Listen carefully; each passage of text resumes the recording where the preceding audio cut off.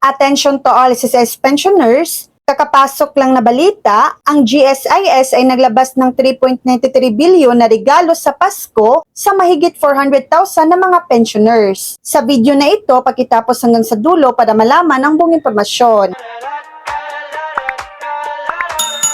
Inihayag ng Government Service Insurance System ang pagpapalabas noong December 4 ng 3.92 bilyong halaga ng pinalawak na Christmas cash gift sa mahigit 400,000 na mga pensioners. Kabilang sa mga benepisyaryo ang prorata at portability low retirees. Sinabi ni GSIS President at General Manager Vic Veloso nitong Huwebes na ang pagpapalawak ay naglalayong tiyakin na ang pensyonado ay pakiramdam na pinahalagahan at sinuportahan sa panahon ng Kapaskuhan. May kabuuhang 14,992 prorata at portability low pensioners ang kwalipikado. Ang mga pensyonado na ito ay dati nang hindi kasama sa taunang holiday grant na ginagawa itong isang makabuluhang pagpapalawak ng patakaran. Ang Christmas cash gift ay katumbas ng isang buwan ng pensyon o tig 10,000 pesos, alinman ang mas mababa. So yan lang po ang latest update.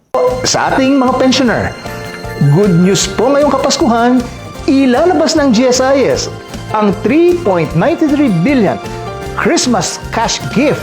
Ang halaga ng cash gift ay katumbas na isang buwang pensyon. Bilang dagdag ginhawa, maaga naming ikakarga ang December pension sa December 5, 3 araw bago ang regular na schedule.